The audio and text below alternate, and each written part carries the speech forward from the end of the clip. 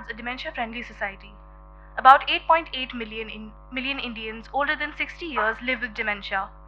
The panel will speak about risk factors and the prevention of dementia.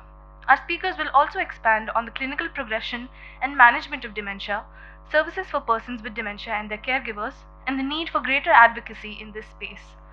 Our speakers for today include Dr. Thomas Isaac from the Center for Brain Research, the Indian Institute of Science, Dr. P.T. Shivakumar from the National Institute of Mental Health and Neurosciences, and Mr. S. Prem Kumar Raja from the Nightingales Medical Trust. Today's talk is moderated by Rohini Sundaram from the Dementia India Alliance. Very good afternoon to all of you. I'm Rohini Sundaram. I'm the Executive Director at Dementia India Alliance, and I'll be moderating this session on towards a dementia-friendly society. I think just before we start the panel discussion, this was a personal discussion we all were having, that before this session started, there was a talk on ADHD and about mental health in children, and we saw the traction that that particular topic had with the crowd. And when we talk about dementia, or rather mental health issues of elder care, right now we can see the traction. So we know how important this panel is right now at this point of time. And today we're going to talk about dementia, and rarely that topic gets a lot of attention when we talk about mental health. Mental health in children, mental health in adults, mental health in adolescents gets a lot of traction. People do talk about it. They want to invest. They want to ensure those people are cared for. But when it comes to elderly population, their mental health issues at most of the time don't get the due attention that it is required. And dementia is one such condition, which is not just mental health, but rather neurodegenerative. Given that we are actually moving from a young country to an aging country by 2050, it's very important that we talk about dementia, which nearly affects 7.4% of the elderly population. And today we are going to talk about gamuts of topic, including prevention, what are the signs and symptoms, what one can do to get support, and also why advocacy is needed. When we say advocacy, it also means awareness. And looking at the empty seats, I completely believe there is a need for a lot of awareness. So without any further delay, I would like to start with Dr. Thomas. He works with Center for Brain Research, and I would like to ask him that what are the most significant modifiable risk factor for dementia, and how can public health strategy reduce the incidence of dementia in coming decades? So first of all, thank you. Thanks to Mannotsava organizers for inviting me, and thanks to Dr. Rohini for the kind introduction. So with respect to dementia, I know that we all have heard about the term dementia, and we also know people who suffer from dementia. So the risk factors are something which we have to look in the context of the low and middle income country like India. And when we actually look at it, we should be also aware that very late in, it's like hardly in September, the Lancet Commission 2024 has brought up the risk factors for dementia in the low and middle income countries especially. And what they have actually looked at is that 45% of the prevalence of dementia can actually be prevented if you work on 14 risk factors. So that is something which they have defined. And that's something for all of us to also know, is that it is classified into the early life risk factors, midlife, and the late life risk factors. And the early life risk factors is most of important is low literacy or low education. It contributes to about 5% of prevalence of dementia. So just to say that if you actually teach a child and he is educated, he or she is educated, it's very likely that they would be reducing the risk for developing dementia. That's something very important. And midlife, actually, if you look at it, there are multiple risk factors, but most importantly, hearing loss in midlife. That is something quite important. And recently, they have also looked at high LDL cholesterol levels. Both of these constitute a large chunk, about 7% each, for the development of dementia. Subsequently, if we look forward, there are also other factors like traumatic brain injury, which is quite important, depression. So midlife depression. So depression at any point of your life, you have an odds of 2.25 times to develop dementia.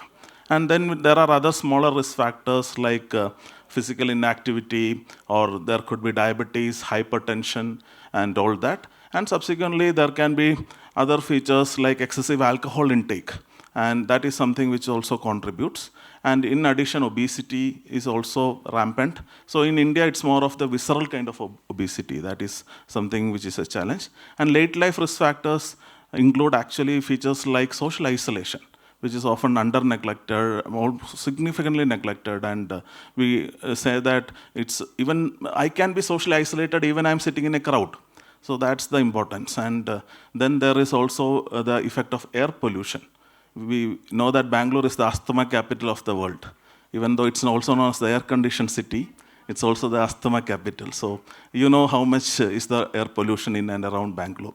So that's something. And in addition, if you actually see, there is uncorrected visual loss. So these are the different risk factors which actually contribute to about 45% of prevalence of dementia. And these are modifiable. This doesn't mean that your father had dementia, so you would get.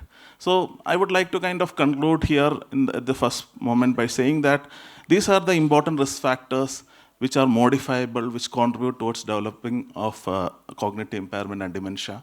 And this can be acted upon. And there has to be policy level, there has to be a level at which all of us can interact at an NGO level, at the government level, and initiatives like the Dementia-Friendly Alliance can actually bring forward newer kind of important aspects to underline this and bring it to the society. Yeah. Thank you, Dr. Thomas. My next question is to Dr. Shiv Kumar. We know that only 10% of people with dementia ever receive a diagnosis or access to care. Given this is the situation, how important it is to diagnose dementia in early stages and how that can actually help in the disease progression? Thanks, Ramani. I think good morning, everyone.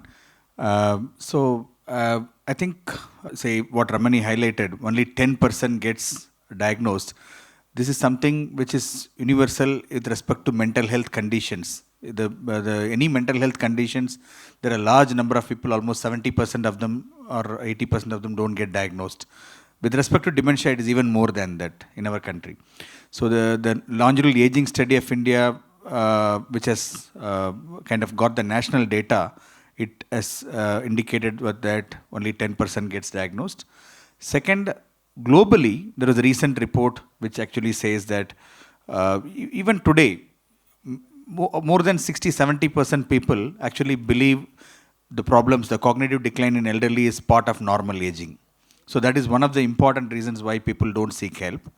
There is also other paradigm where when they develop some behavioral change, even today, say the last couple of days back, we had a patient who has been taken to a black magic traditional healer, and then physical punishment is given, physical abuse. And then after the person doesn't respond to that, then they send to the doctor. So that is the kind of model. This is not somebody who is uneducated. So this is people who work in a government employment, the caregiver, the sons are in government employment, they're educated. So the awareness is very, very much required, because it's either one, you treat as normal for aging, second, you treat as something like a black magic and then give traditional kind of interventions.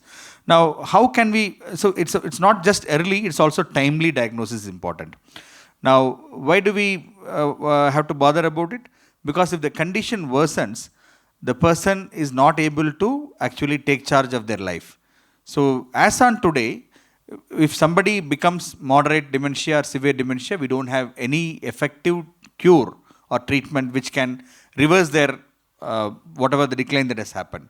So lot of valuable thing for the person can happen if we diagnose early in the initial stages where the person still has understanding, the family members still have understanding. So what should we watch for? Dementia has, one is cognition, what everybody knows as memory, but cognition is not just memory. There are several other elements to it. One is about language, how they speak and how they understand, how they communicate. So that is one aspect. The other aspect is about executive function, how they plan, how they do activities, multitasking, their judgment, how they behave in a particular context. Then their visuospatial orientation, how they are able to navigate spaces, they are able to identify people, they are able to kind of do independently travel. All these things are important. Then social cognition, how they understand the emotions, how they react to it.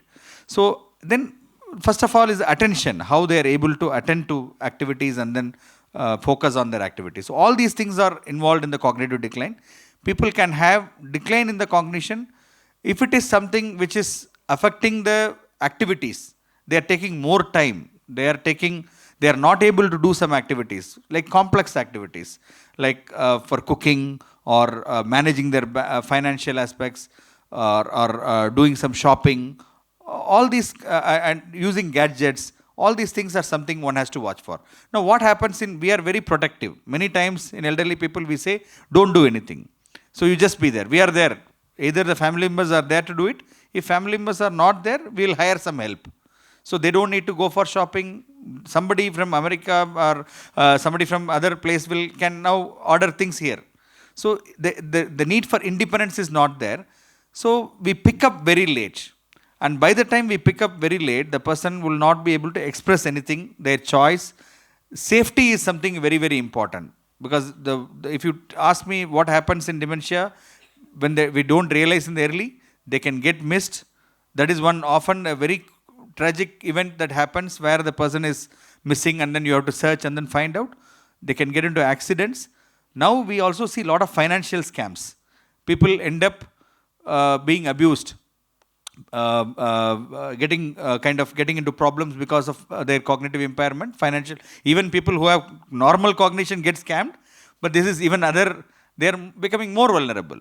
Okay, so and their quality of life can be very much preserved despite. I think we should not go with an image that dementia is you can't do anything. There's a lot of pessimism also when you say dementia. Why should we diagnose early if there is no cure? But you can because their average lifespan is around 5 to 7 years. Some of them live up to 10 to 15 years also. So you can make a lot of difference in their quality of life by diagnosing early. And first thing is not to do any harm by physical abuse or putting unnecessary medications, not ensuring the safety. They can have falls, so you can limit the disability. You can actually have a good quality of life. It is also possible to live well with dementia. That is also a concept which is not an oxymoron. It is still possible with an appropriate support system. I think, so there's lots of reasons why you need to diagnose early. And for this, I think the whole of society has to be aware. Because many times when you get the changes, you lose awareness. So it is your loved ones, the family members, neighbors, your working friends, somebody has to alert. It should not be a stigma. If there is something you find, because the close family member will be in denial many times, we will avoid conversation about it till it reaches a state. So anybody, if you find something problem, we should be able to freely talk about it and suggest what is the course of action for help. And help should be available everywhere. So early diagnosis and timely diagnosis is the most important objective, what we all work with, the clinicians, NGOs and people who are advocating for it. And it is a responsibility of every citizen, whether it's a young person or elderly person. Thank you, Dr. Shiv Kumar. I think you highlighted a very important point, that it's about timely intervention and it's also about getting them the right help. Now, when speaking about help, Mr. Raja, you have been one of the pioneers in providing help and assistance to people with dementia through various services. So in your experience, what are the different services that are needed for persons with dementia, and how can this be scaled across the country? Because we know there's a huge gap between the need and the services that are available. Actually, you have asked a very, very important question. I have been personally involved in planning and implementing various need-based services and projects for those with dementia and the family carers. Well, when the awareness is so poor, definitely we lack the social support system that the families need the most.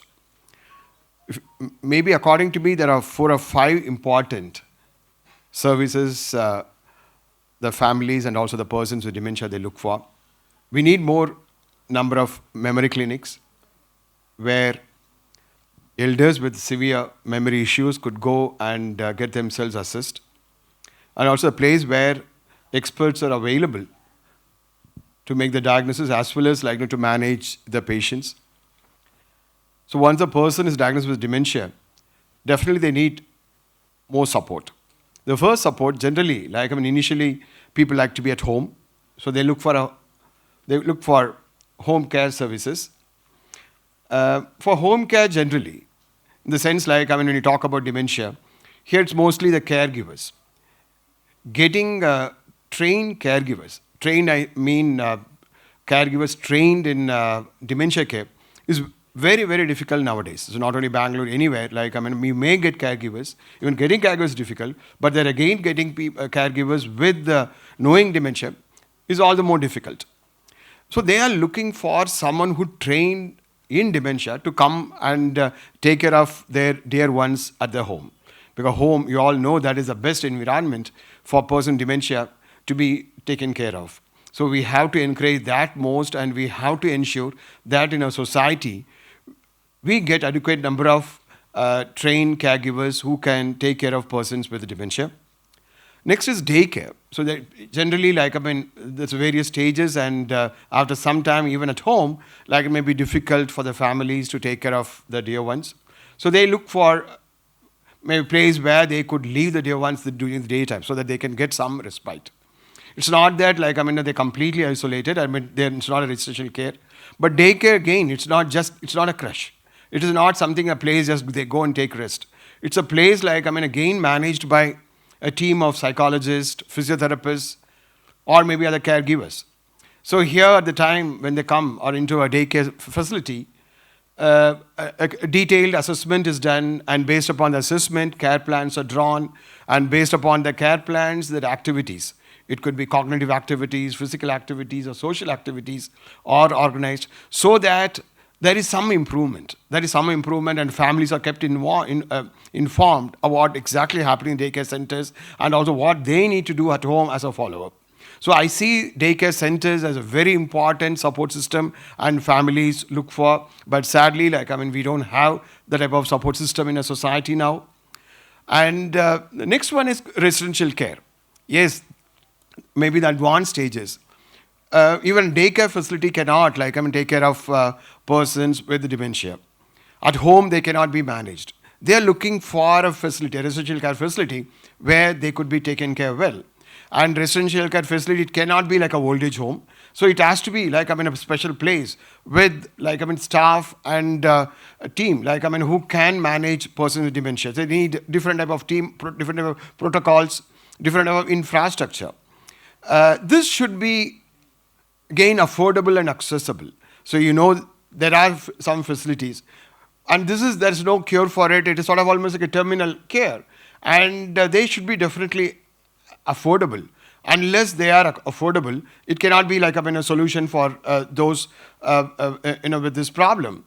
So they are looking for a good residential care facilities, like, I mean, which should be easily, like, I mean, approachable, or which is accessible, and the charges should be affordable. And above all, what I see is maybe the dementia-friendly society. Maybe other speakers, they spoke about the poor awareness, the stigma part of it. We need a place, like, when people are aware of this problem, this emerging public health concern, and they should know what to do when they see someone, like, I mean, with severe memory issues, like, and what they need to do it. And, you know, a lot of stigma. People don't like to talk about it. So we have to, like, I mean, fight against it. And again, we need a safe and secure environment. That's most important. I'm sure you all must be seeing, like, I mean, very often we see people, like, I'm putting it may be newspapers, it could be through WhatsApp, or someone is missing. It's not easy. Like, I mean, we run even a helpline for elders. We come across such maybe missing elders quite often. These are all, like, I mean, with severe memory issues as well as with dementia. So we need a society where people are aware of it, and they should know, like, I mean, how to maybe handle or treat person with dementia. And also, like, I mean, if at all they find any missing elder, like, I mean, what they should do to see that the person is reunited with the families. So to conclude, like, I mean, let me also emphasize the memory clinics. We need more community screening, should be more. Then plus, like, I mean, daycare centers, residential care facilities, training, like, I mean, to see that maybe the people who seek home care, they get right people. And finally, a society where people are aware, and also, like, I mean, and also, like, as I say, environment is safe and secured. Ramani, thank you. Thank you. So I think it's about comprehensive care. It's about having a dementia-friendly environment for a person with dementia. And when we talk about dementia-friendly environment, we speak so much about awareness. And I think one hopeful message is about prevention. I think we all would know that prevention is better than cure. And now there's a lot of research in prevention that's happening. So Dr. Thomas, how can these strategies which are now coming out for prevention can be applied in a public health situation? How communities can be made aware? What are some simple tips that all of us can follow to ensure that we take some preventive action against getting dementia? Yeah, that's a very important question. Thank you for that. I think prevention, as you rightly mentioned, is much better than cure. And actually prevention is also much better than burning your pockets also. So if you actually see FDA has approved drugs for dementia. If you go to Google, you will find out FDA approves one drug for dementia. You would have heard everybody will be happy. Lecanemab, you can say that lecanemab and aducanumab or donanemab. So if you actually see, these drugs are very costly. So we have to be clear. In addition, they do also have a lot of adverse side effects. So in a country like India, what is the scalable options for preventing dementia? Now, if you actually look at our census data, that last census we had is 2011, we have about 11% of the population in the geriatric age group. And we know that age is a non-modifiable risk factor. Now, the current number of people suffering from dementia in our country varies somewhere between 5.4 to 5.9 million. So if you actually see, the number of elderly is going to increase 3 times by 2050. Now, if you see in such a population, and because our lifespan is increasing, we go to hospitals, there are more people on multiple cardiac assisted devices or bypass surgeries than before. So the lifespan is more, so risk of developing dementia is more. So what are the options then? Can we keep on giving this kind of anti-amyloid therapies for everybody in a low and middle income country like ours? How is it going to affect our entire economic burden, especially for the caregivers? And will even insurance companies, will they even accept this kind of treatment protocols? Because if you actually see, it is about $50,000 a year, that current treatment regimen. Who would have seen that kind of money to treat dementia? So at this point of time, prevention does have a big role. And I think that is having the biggest role. We do have medications which can be given when the person is identified or diagnosed to have dementia. But before that, the prevention is simple prevention, like controlling your heart rate, controlling your blood pressure. So if you look at blood pressure, you have a risk of developing BP when you are maybe in your middle ages. There's a family history of vascular risk factors, people developing BP and diabetes and all that. Control that. Now if you look at India, there's an interesting data which actually says that the metabolic syndrome in Indians, the prevalence is much more. And not more than that, we also tend to develop diabetes at least 1 decade before than our European counterparts. So somebody being Indian, even if you are in US, you will develop diabetes when you are in your 45 or 50s, and especially more so when both of your parents are diabetic. So that is the challenge. So if one parent is diabetic, the risk is 40%. If both, data is telling that it's more than 80%. So you are kind of sure that you may develop diabetes, but you have an option to control your blood sugar, keep that under control. Now, when you control that, as I was already citing the Lancet article, it's very well possible that controlling diabetes, making sure your BP is under control, making sure your lipid profile is under control, making sure you have a very social and healthy lifestyle. Okay, if you post-COVID, you know that during the COVID, actually many of the people were actually in front of either the mobile phones or the desktops or laptops, because we were socially isolated. Social isolation is a big risk in elderly. So coming together and maybe physical inactivity. Unfortunately, as we all speak, we should also practice what we speak, which is not true always. Especially, I'm sure in my case, it's not at all. I have to admit it fairly because I tell about physical inactivity levels and all that, but I know that there has enough research to suggest that you have to be more active physically, and you have to keep your diabetes, hypertension, and all under control. And once you do that, the risk for developing dementia is reduced significantly. Now, just to finally kind of conclude by telling that some simple tips which we can do at our life or our level is to keep ourselves cognitively also active. So the Center for Brain Research also has this multimodal intervention trial to actually look at the benefit of lifestyle-based interventions on improving cognition.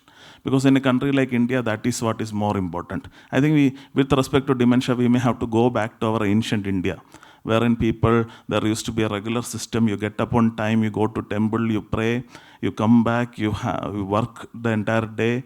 Then there's a social isolation where everybody comes together, sings bhajans, and social kind of gatherings used to happen. And more of dietary factors also. That's something. So there's a lot of research now, and this is all based on the concept from the finger trial, which is the Finnish trial. The Finnish geriatric trial, where they actually looked at lifestyle-based interventions and identified that by making small, simple changes in your lifestyle, you can actually bring about a lot of changes, and which can actually reduce the risk of developing dementia. So we can do maybe all of this together, and all of this in isolation as well to begin with. Nobody can do everything together. We may plan that tomorrow morning I'll get up at 6 o'clock and go for a walk. That day, unfortunately in Bangalore weather, it will be raining. I will sleep for another 1 hour. I will go in evening. And evening the rains will be even worse. So these are challenges. So what about walking inside the house? Okay, there are a lot of YouTube videos now coming about how to exercise inside the home. Simple, gentle exercises. I don't want you to follow some fit YouTuber like they tell, but actually follow the basic principles which are already there. Yoga, something which we can actually NIMHANS has a very good yoga program for preventing dementia. So yoga, dietary factors, cognitive retraining, keeping yourself active, and strict control of vascular risk factors. I think these go along a long way to prevent dementia. Thank you, Dr. Thomas. I think as you were speaking, one thing that I noticed is if somebody has diabetes and they would have gone to the doctor, they would have exactly given the same tips that you have given. So if you want to prevent dementia, we're all only talking about actually aging in a nice way, or rather healthy aging. Now, you touched upon certain drugs that are now available abroad and FDA approved, and how they are very expensive in India. So my next question is to Dr. Shivkumar. People with dementia and their family are desperate when it comes for treatment. They are ready to try anything from stem cell therapy to voodoo to just anything that would help the family to actually cure the person, in spite of knowing that there's no treatment available. Currently, what are the treatments that are in horizon? Is there any hope that family caregivers can have that perhaps a treatment is close by? I think when we talk about a condition which is degenerative disorder, we also need to know that people live for fairly long period, it's not something like a very, very rapid progression for most of the people where they die soon. So we are looking at a condition where we have to manage for few years on an average. So we need to talk about management. When we talk of management, there are two things. One is to arrive at a specific diagnosis. Then you have symptomatic treatments. Okay, you can't cure. Okay, still we can see as to how you can help the person by giving some things what is available to make the quality of life better for the person and also for the caregiver. The third thing is about curative treatments or prevention. So those things are something emerging, what Thomas talked about, prevention, and he also alluded to the curative treatments which are kind of emerging, what we call as a disease modifying treatment, some things which can make a big change in terms of the outlook. Those things are emerging, but still it is not something which is easily available, and they are also having a lot of limitations at this point of time. But what I would like to emphasize is that the last 2 decades, there is a lot of knowledge and advancement that is happening compared to what has happened over the initial 70-80 years. So the acceleration, that is happening with respect to dementia. When you talk of dementia, the most important public health condition, within that is a subtype of dementia, what we call as Alzheimer's disease. Often people ask, what is Alzheimer's, what is dementia? Alzheimer's is nothing but the most common type of dementia, which we all talk about. Many of you may think someone may come and tell us, my father doesn't have dementia, but he has Alzheimer's. So Alzheimer's is a specific type of dementia. Like you have fever, there are different causes. Similarly, in dementia, there are different causes. 60 to 70% of the cause is Alzheimer's.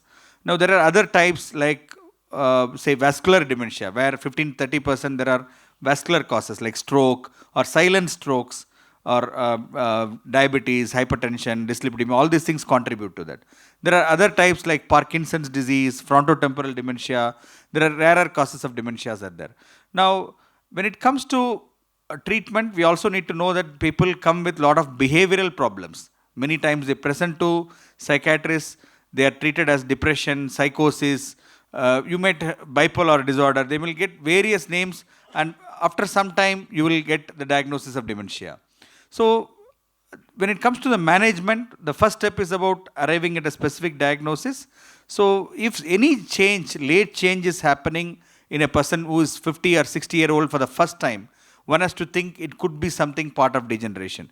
If it is part of 65 or 70, obviously we need to think that this is something which needs to be, you need to exercise care. So the first principle in the management before even going to treatment is not to do harm.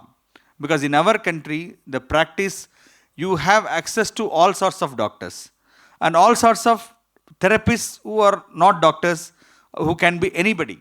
So anybody can tell anything, right? From traditional healing, I told people getting physical punishment to any esoteric treatments. So often the first step, what we do is, there are lots of things which can harm the person's functioning. What is a mild dementia can look like severe dementia.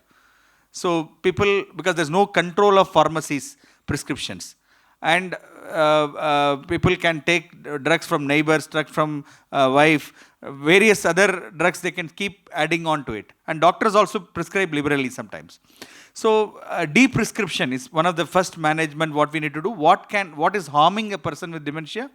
That has to be taken out. That is one thing. That's very helpful. Many times sitting in a tertiary care center at NIMHANS, we run a geriatric clinic specialized for providing care for mental health care for elderly. That is the first thing we do to look at what is unnecessary and take out. And then now for Alzheimer's, there are specific diagnosis markers are there. You can arrive at specific diagnosis. It may not be very helpful immediately because disease modifying drugs are not available, but this is information which is going to be useful for the person as well as the future generation. Because maybe 10-20 years later, you will have more access to specific treatments, like in cancer, what we have expensive treatments now. Dementia is the next condition which will have a more improved outlook in future. Now, when it comes to treatment, symptomatic treatments, we have drugs for the last 20 years. There are drugs which can improve memory to some extent, and also there are evidence that it helps in the long run. But what is important is people will not be able to appreciate that they are improving, because it is a condition which progresses day by day. So you can't make a difference in the individual patient. I have started medication, but my father is not improving, my grandfather is not improving. You can't make out. You have to believe that these things have a help in the long run. One is to provide symptomatic benefit. Second, to improve their quality of life and delay the institutionalization. So these are the important outcomes which have been demonstrated in research and proven. Then the behavioral problems are the most distressing thing for the family. So there are now new drugs which are safe to be given. Nothing is completely safe, but you need to give in a very, very balanced manner. So some of the things like agitation, aggression, sleep disturbances, psychosis, suspiciousness, all those things can be helped by giving medicines at an optimal level. Behavioral management is something which is very important. That is, one is universally followed for everybody. Then the other kinds of treatment is brain stimulation. Brain stimulation has something called as magnetic stimulation, transcranial magnetic stimulation, and transcranial direct current stimulation. These are very, very non-invasive stimulations which has help in some of these behaviors. It can help. And somebody who has a severe depression as a part of dementia, Even the major brain stimulation like ECTs also can be helpful in improving the outlook.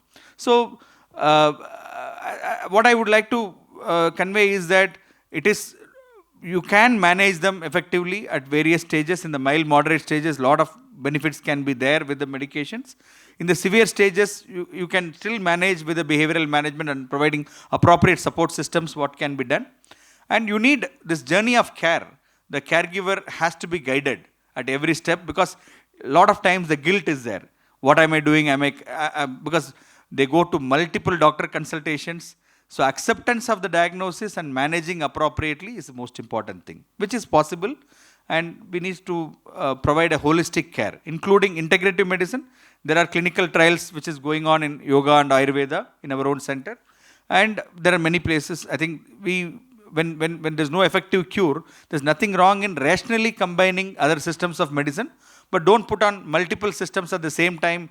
4 or 5 treatments are going on. That should not add burden to the patient as well as the caregivers, and it should not, too much is not always good. You need to balance.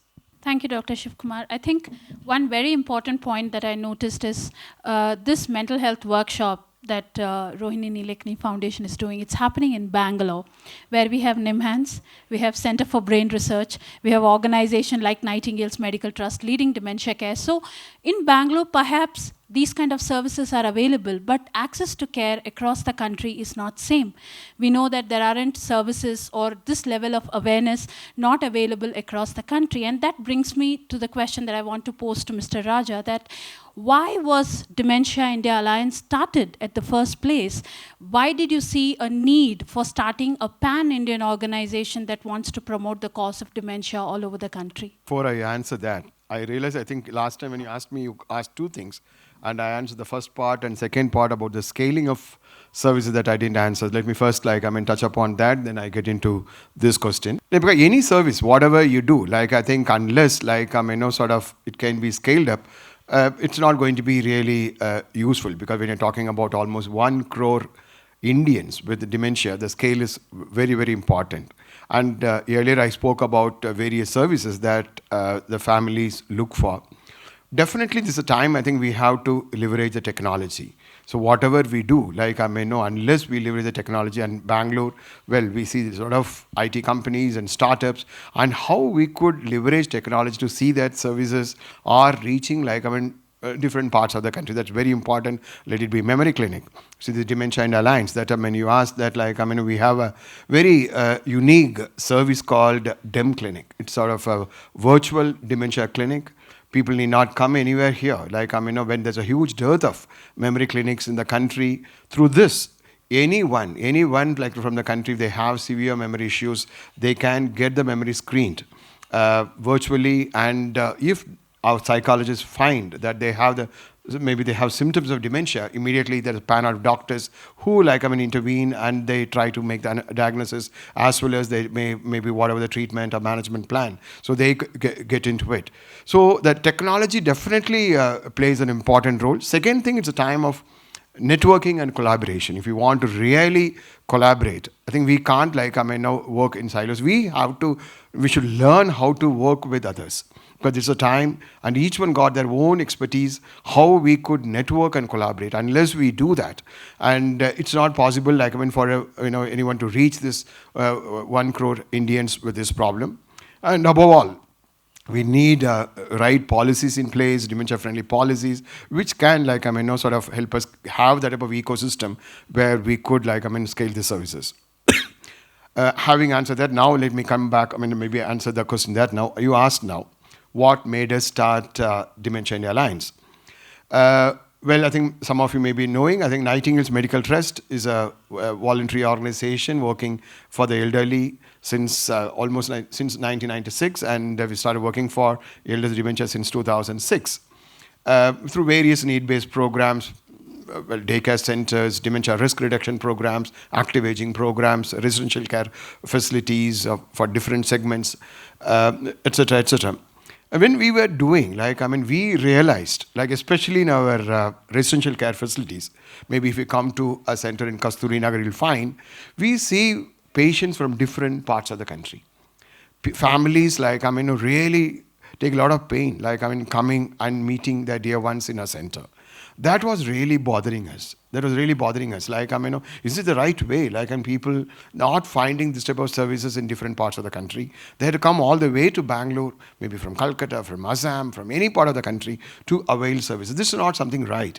Then we felt the need, like it's a time our country need this type of support systems everywhere, like across the country, because as I was telling earlier, unless like we make these services one is affordable or accessible, it cannot be a solution. So it's our country is a vast country. We have to make this type of services accessible, and also the family's interaction with the dear ones also very important. That's also part of a therapy. So that was really bothering us. How can we do it?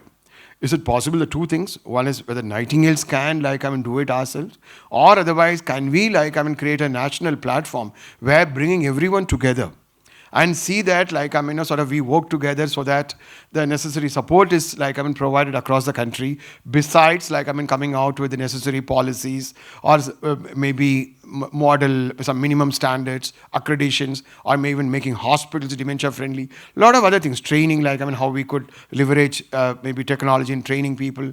So we were thinking various things that finally we felt it's a time. And especially now we know this many numbers and we are going to have 1.7 crore, maybe in another 12 years, we felt it's a time we have to have a vibrant national or action-oriented national movement. So that made us start Dementia India Alliance last year. The beauty is here, this is a family carer-centered organization. Here this problem, more than the patients, families suffer a lot. They suffer a lot. We felt unless this organization becomes maybe it's family care centered, it cannot really maybe come out with appropriate solutions. So that's how it's made. It's a professionally managed organization, and we have come out with key initiatives like DEM Clinic. We have National Support Line, and now we are trying to bring together. Even next month we are organizing an international conference. This idea is to bring anyone connected with dementia together and see how people could work together to see that the right help and hope is brought to those who are with dementia. Thank you, sir. I think we'll open it out to questions if there are any. Typically, as much as there is knowledge about dementia, people are not, especially at that age, open to hearing that they may have dementia, right? If you go and say, oh, you're forgetting this, let's go talk to a doctor, the first inclination is that everybody forgets. You forgot to drink tea today morning. So is there any assessment tests online that we can do as an early test before we say, okay, you have to come to the doctor now? What I would say is initial period of time, many times the diagnosis is even complex for the clinicians. So that is something what we need to. There's nothing like a very simplistic test which will say, okay, you have a problem or not. It's not like a blood sugar test. You can find out, okay, this is, if this level is more, you have a problem, you can go. So the doctor see the report and then prescribe treatment. So dementia is a life-changing diagnosis. It's a complex diagnosis. So a lot of judgment involved. So that's why it has to be, as clinician has to see and then diagnose. But for the family member, the question what you asked is very right. When should I seek? Can I evaluate? So a lot of memory tests are available online. But often it is not just the memory. As you said, memory, people say, it's okay for me to forget. At age, everybody forgets. So what you need to see is that it is not just one test performance, one score, this one. If it's a consistently, you find a lot of lapses which are significant. And then there are screening questions. There are risk factors like if you find some warning, like for example, caregivers can identify. There's a simple tool called AD8, which is there. There is a caregiver questionnaires are there. How often the problems are happening, how much it is kind of worsened, those kind of questions are there. So many times people would not be very comfortable to do testing. If you put them on doc, you say, you test, that won't be difficult. So you need to have a conversation and get the person to not necessarily to the senior expert. You can talk to the doctor. Maybe that's why we all try to teach or try to train the first line care providers, physicians, primary care physicians, their attitude has to change.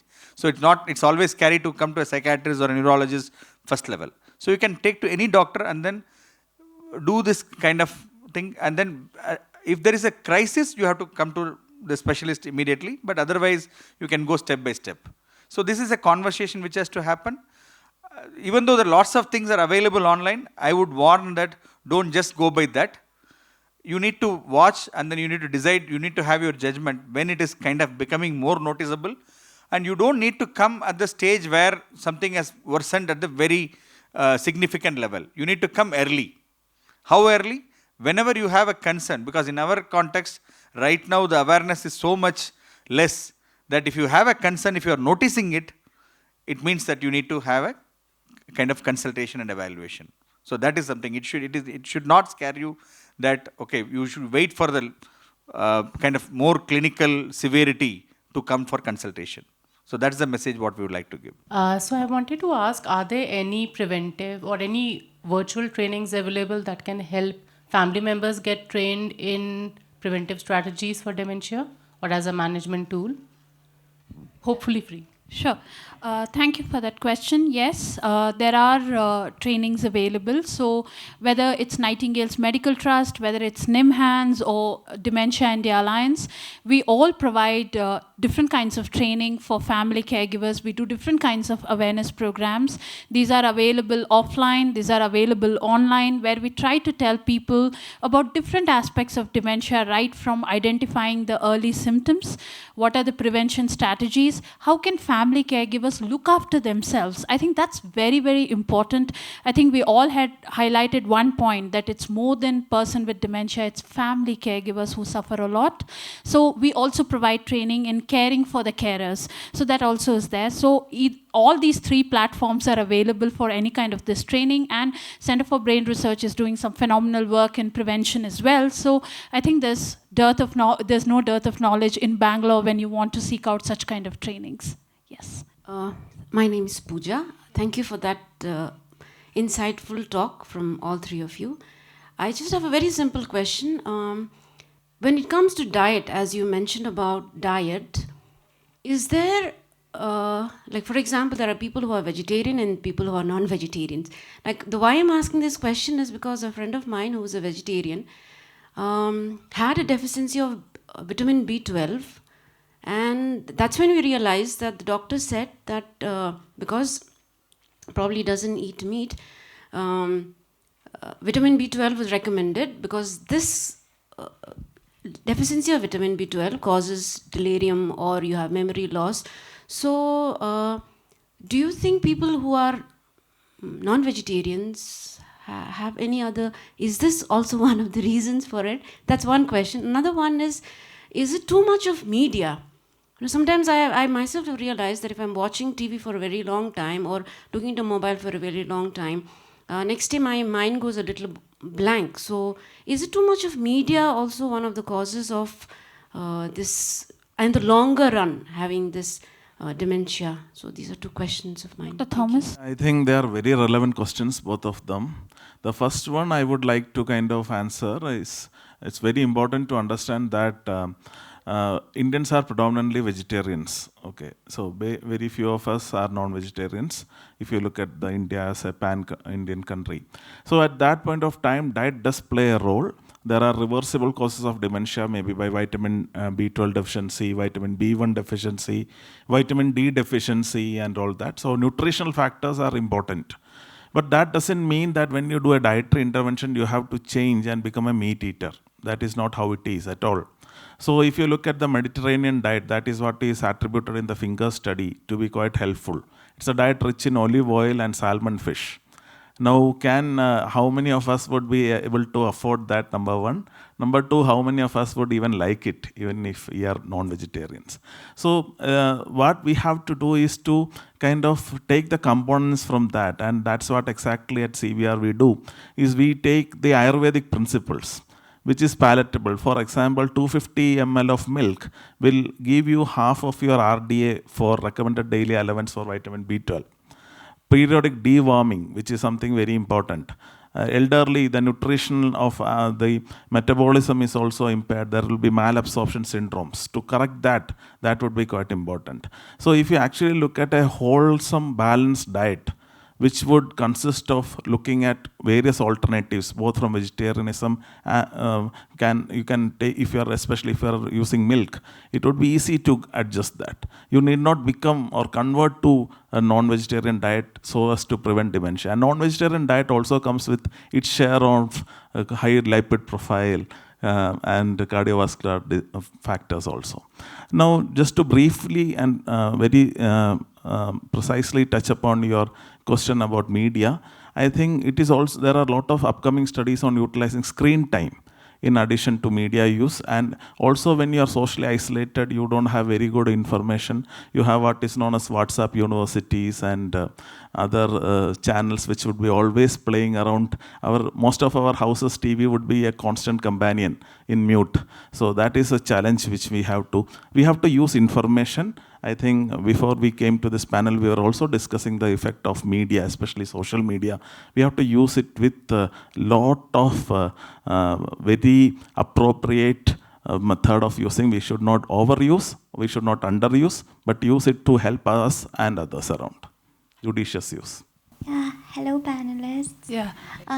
So how me entering third decade of my life, myself suffering from various issues like, atrophy to vermian foliate defect to a failed career to failed education to dealing with grief of my party who passed away and she was fully dependent for 5 years, including urination, etc. While dealing with my other parents, that is my father and mother, who also have dementia, not exactly dementia, but some stroke effects to many things. And how do I overcome biases like within myself? For example, for me, I was a better caregiver for my party, but I am not being able to be the good caregiver for my parents. I feel I'm being toxic because of the ideological differences between us. Like, let it be political differences or let it be discussions to everything. I mean, how can I ensure that I be less toxic, they be less toxic to me, I be less toxic to me, and then how can I pass my exams? How can I, as a person with complex data, being prone to mistakes as well as many things to again, there are many local political challenges, geopolitical challenges, everything is happening, data security, my vision trouble, everything is there. And then apart from that, workplace biases to losing jobs to making mistakes, you're prone to mistakes because you're not, you're seeing the UI UX and then you want to improve the UI UX, you're trying to get the mission impossible or something and then you're trying to make the UI yourself but you don't have time, your senior is not approving the project and then he takes the credit for whatever you do as well, and then finally they shift the mistakes of them too on you, and then you are suffering and you don't know how to handle it, and then you're seeking help but everybody does not have time, and there are many complex cases, urgency cases, emergency cases. While I realize this may not be an emergency but it's an emergency for me, for them, how the triage, how it goes, how it happens. And we have all these Memantine, NIMHANS, all those things are Cognistar, etc. While one thing works for one person, it may not work for another person.